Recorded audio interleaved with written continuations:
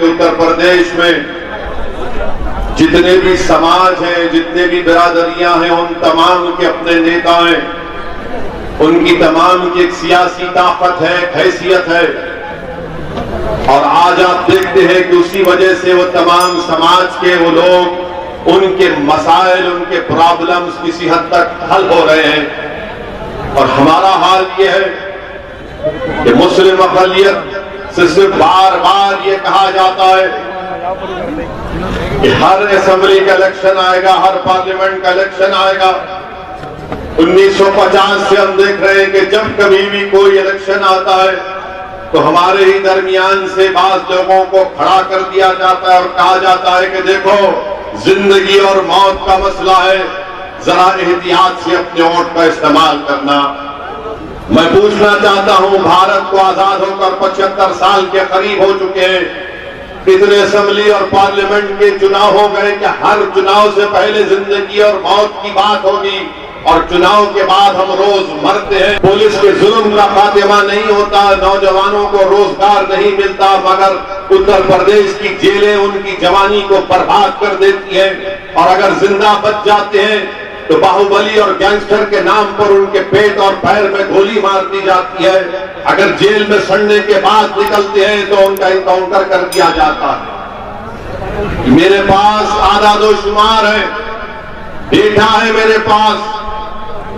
और जब हम ये बात करते हैं तो हमारे मजलिस के मुखालिफीन कहते हैं कि असदुद्दीन ओवैसी भड़काऊ भाषण करता है। मैं आज भी चैलेंज कर रहा हूं, कल भी चैलेंज करता रहूंगा, तुम मेरे इन सवालात का जवाब दो। क्या मेरे सवालात में अगर उसमें सच्चाई है? 2019 के पार्लियामेंट के चुनाव हुए तो समाजवादी पार्टी और बहुजन समाज मिलकर इलेक्शन लड़े। आखिर क्या वजह है कि आपके सिर्फ 15 सांसद कामयाब हुए, सपा के और बसपा के?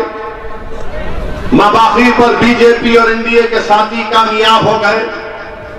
आज मुझ पर इल्जाम लगाते हैं कि असदुद्दीन ओवैसी वोट काटने आया है। मैं तुमसे सवाल कर रहा हूं, क्या यह बात सच नहीं है कि 2019 के लोकसभा के चुनाव में ये डेटा सामने आया कि हमारे 71% हिंदू भाइयों ने बीजेपी मोदी को वोट किया और 75% उत्तर प्रदेश के मुसलमानों ने सपा और बसपा को वोट किया। उसके बावजूद भी उनके सिर्फ 15 सांसद कामयाब हुए और बाकी सांसद बीजेपी और उनके साथी पार्टियों के कामयाब हुए। तो बताओ, वोट काटने वाला कौन है? फिर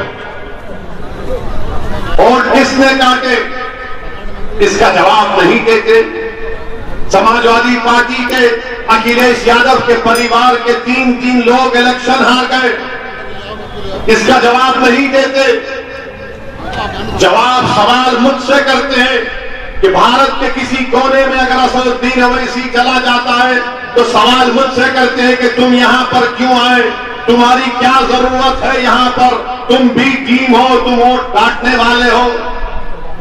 मेरा सवाल उन लोगों से है कि बताओ, जब 2019 के पार्लियामेंट के चुनाव में सपा और बसपा मिलकर मुकाबला किए तो कहां गया तुम्हारा वारी वोट, कहां गया तुम्हारा जाता वोट, कहां गया तुम्हारा शेड्यूल कास्ट का वोट? क्यों तुम्हारे 15 उम्मीदवार सांसद बने, माबाकी पर क्यों कामयाबी नहीं मिली? इसका कोई जवाब नहीं। तो मालूम हुआ कि इनका वोटर खुद मोदी को वोट डालकर आ गया। 2017 के असेंबली के इंतखाबात हुए, कांग्रेस और सपा मिलकर लड़े, क्या नतीजा निकला? 300 के करीब बीजेपी के विधायक कामयाब हुए और लोकसभा के चुनाव में मजलिस का कोई उम्मीदवार नहीं था, कोई उम्मीदवार नहीं था लोकसभा के चुनाव में मजलिस का। इसके बावजूद भी आप बीजेपी को नहीं हरा सके। मुझ पर इल्जाम लगाने वालों, सुनो हमने क्या किया, हम तुमको बताते हैं। मैं आपको भी बताना चाहूंगा कि औरंगाबाद महाराष्ट्र में 21 साल से शिवसेना का एमपी जीतता था औरंगाबाद की सीट पर। मजलिस ने अपना उम्मीदवार इम्तियाज जलील को खड़ा किया तो इम्तियाज जलील ने 21 साल के शिवसेना के एमपी को हराकर वहां पर मजलिस इत्तेहादुल मुस्लिमीन के उम्मीदवार को कामयाब किया। बताओ, अगर हम वहां पर शिवसेना को हरा सकते तो क्या यहां पर शिवसेना के सगे भाई बीजेपी को नहीं हरा सकते उत्तर प्रदेश में? आप बताइए फिर कैसे हुआ 3 सीट पर ओवैसी की पार्टी लड़ती है लोकसभा के चुनाव में। हैदराबाद के अवाम को सलाम, हमने बीजेपी को हराया, औरंगाबाद में शिवसेना को हराया और किशनगंज बिहार से अख्तरुल ईमान हमारे मौजूदा सदर बिहार ने 3 लाख वोट हासिल किए, वहां पर कांग्रेस का उम्मीदवार जीता। तो बोलो कि अखिलेश यादव के परिवार को हिंदू वोट नहीं मिला इसलिए वो हार गए, नहीं बोलेंगे। मुस्लिम वोट, ऐसा लगता है कि उत्तर प्रदेश में खाली मुस्लिम वोट है, ब्राह्मण वोट नहीं है, ठाकुर वोट नहीं है, बनिया वोट नहीं है, दलित वोट नहीं है, कुर्मी वोट नहीं है, सिर्फ वोट है मुस्लिम वोट। कहां जाएगा? मुसलमान है कि दूसरे भी तो वोट डालेंगे, नहीं डालेंगे, या सबके सब घर में बैठकर मिठाई खाएंगे? हमसे सवाल करते हैं और फिर हमसे पूछते हैं कि आपने अतीक अहमद को क्यों लिया पार्टी में, गैंगस्टर है, बाहुबली है। हमने कहा फिर प्रज्ञा ठाकुर के दूध की धुली भी है।